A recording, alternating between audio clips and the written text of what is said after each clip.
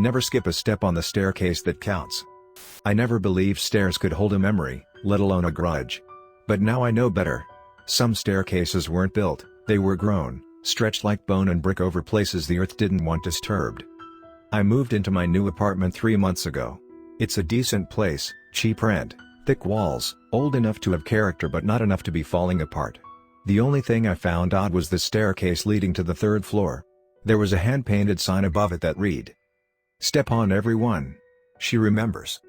I thought it was just a quirky old warning. Maybe some tenant had kids who liked jumping stairs. I laughed, like any sane person would. Then I started skipping steps.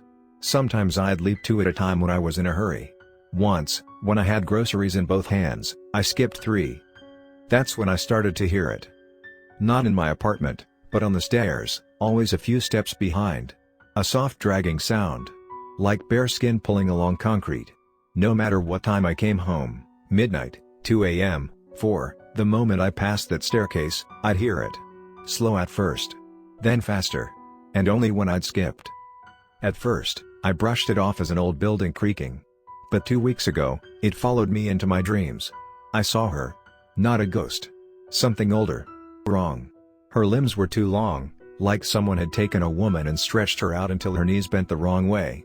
Her hair was thin and soaked, trailing behind her like wet threads, and her mouth didn't open, it unzipped, revealing rows of stained teeth counting silently as she crawled toward me. "You skipped the 7th, she mouthed. I woke up gasping, sweat cold on my neck, only to find muddy handprints on the bottom 3 stairs. I live alone. The sound has gotten closer. Now I hear it just outside my door some nights. I even nailed boards across the inside, but yesterday, I found muddy footprints on the ceiling above my bed. I moved my mattress into the kitchen. It didn't help. Last night, my downstairs neighbor, Erica, asked if I'd heard someone whispering on the stairwell. She said she felt breath on her neck when she paused too long between steps. I told her everything. She thought I was insane. Tonight, she didn't come home. I waited by the stairwell for hours. Around 3:17 a.m., I heard her phone clatter down the steps. I rushed out and saw her silhouette at the top, completely still. Her foot hovered above the 3rd step. Then I saw it, a hand around her ankle, pulling her slowly downward. She screamed once. That was all. Her phone was still unlocked when I picked it up. The last text she sent was to me. "It's real. It's counting. It's up to 11. I live on the 3rd floor. There are only 10 steps. There's an 11th now. And it's wet. Rules to survive the staircase that counts: 1. Never skip a step on the 3rd floor stairwell, up or down. It notices. 2. If you hear breathing behind you, don't stop. Don't turn around. Just walk slower. Let her count. 3. If you dream of a woman dragging herself upward, do not speak. She listens through cracks. 4. If an extra step appears, move out. Immediately. It means she's almost made it through. 5. You may count the steps out loud, but never count them backward. She hates going back. 6. If your ceiling drips, do not sleep. It's not water. She's looking through. I didn't sleep. That night, I lay on the cold linoleum floor of the kitchen, eyes wide open, heart racing every time I heard the slow, deliberate plip. Plip. Plip from the living room ceiling. I had tried plugging my ears, turning on the TV for background noise, even humming to myself, but no sound could drown out that rhythm.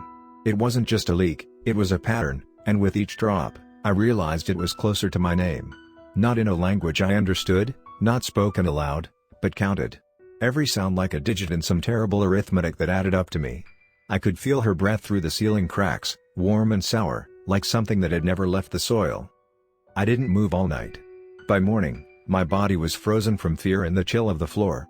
I forced myself to crawl to the door and open it, hoping the sun might push her back wherever she came from. But the hallway was darker than it should have been, like the light refused to reach the 3rd floor anymore. Shadows hung unnaturally long, dragging down the walls, and the once familiar creak of the building now groaned like a dying throat. I wanted to scream but felt that if I did, something inside me would burst, a pressure that had been building ever since I first skipped that 7th step. When I finally stepped outside, I found a note pinned to the main door, nailed into the wood with a human tooth. The handwriting was jagged, desperate, as if scrawled by someone trembling. She's learning to count down. That night, I boarded the stairs. I had to see. I had to know how far it had gone. There were now 12 steps to my floor. 12. The wood of the new ones looked older than the building itself, stained with something black and pulsing, as if alive. I took each step slowly, counting out loud like a prayer. 1, 2, 3. The 8th step squelched under my foot like wet meat. The 11th breathed.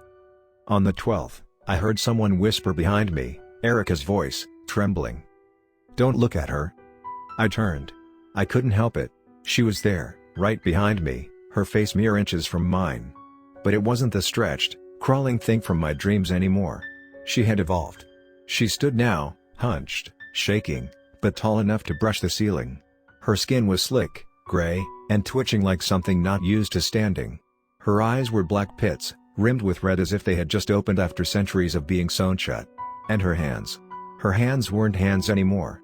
They were stair steps, cracked wood and bone, layered and splintering with nails poking out at angles that defied anatomy. I couldn't scream. I couldn't breathe. She leaned forward, sniffing the side of my head like an animal, and I felt my heart squeeze in my chest. Then she whispered into my ear, her voice the sound of a rotting attic door. "You skipped your soul."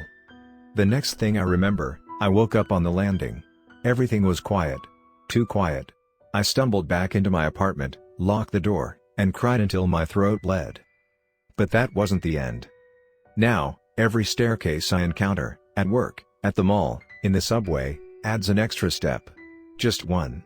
And sometimes, just beneath that added stair, I see it, a wet footprint, a glimpse of hair slipping out from the cracks, or worse, a familiar voice counting down. Last week, the stairs at my office had 15 steps. The janitor said there are only supposed to be 13. Yesterday, my friend Jackson skipped 2 on his way down. He didn't come back from lunch. And last night? My floor had 13 steps. This morning? 14. She's not bound to this building anymore. She's everywhere we skip. And she's almost done counting. I stopped using stairs altogether. Elevators, escalators, even ladders, anything to avoid the wooden cadence of her ritual. But it didn't matter. She found other ways. The street outside my building? There are curbs now, small, sunken ledges I swear weren't there before. Just high enough that I have to step up. The sound they make when my shoe lands? Tap. Then the next one, tap. Always that rhythm. Measured. Intentional. Counting. And I started seeing her reflection. Not in mirrors, no, I knew better than to look. But in puddles, darkened windows, the glossy surface of my turned-off phone screen. Always just standing behind me, not moving, not even blinking, but every time closer. I tried dropping my phone once, shattering the screen to avoid seeing her. But when I looked down, shards of glass on the floor had arranged themselves into steps. 12 tiny fragments. One of them had blood on it. Not mine. Then, the dreams started, if they were dreams at all. I'd wake up drenched in sweat, certain I was falling down a flight of stairs, my limbs jerking with the phantom impact. My arms would be sore, bruised in the same spots each time. I started sleeping on the floor again. Like that first night, hoping proximity to the ground would keep her from reaching. But when I awoke one morning with a splinter embedded in my cheek, I knew she had gotten through. She was already climbing down from somewhere above, from a place I couldn't even see. I moved out. Or thought I did. Rented a flat in a brand new high-rise. Smooth tile floors, no wooden stairs anywhere. But the day after I moved in, I found a note in my sock drawer, written in the same trembling, jagged script as the one nailed to the door all those months ago. "You are step 13. My phone buzzed. A message from a number I didn't recognize. Just numbers. 12. 11. 10. 9. It had begun. I threw the phone away. Smashed it. Burned it. Didn't matter. I started seeing numbers everywhere. Printed on receipts, appearing in books I hadn't opened. Once, my own breath on a cold morning fogged the glass with a perfect 8. She wasn't just counting down anymore. She was counting me. People around me started disappearing. My neighbor down the hall? Vanished. His door open, apartment stripped of everything but a staircase leading up, wedged into the living room wall like a tumor. The police sealed it off. Next day, the tape was gone. The staircase was still there. I tried confronting it. I thought maybe if I finished the count, it would end. I returned to my childhood home, the first staircase I ever remember skipping a step on. As I climbed them, I said her name aloud. Not that I knew it. But it was like the syllables had been burned into my mind over time. "Hello," bone-dry whisper that didn't feel like my own voice. "Avalith." The walls around me groaned. The steps became slick. The wood beneath me rippled like skin. When I reached the top, step 14, there was nothing. Just an attic door slightly ajar. Something breathing on the other side. I opened it. Inside was me. Not a reflection. Not a trick. But me, frozen in time, standing silently, one hand on the step above. My eyes were hollow. My skin was dry and cracking. I looked like I had been waiting. Behind me stood Evelith, taller now, her head twisted backwards like a broken marionette, her hands now long enough to reach both the top and bottom of the stairs at once.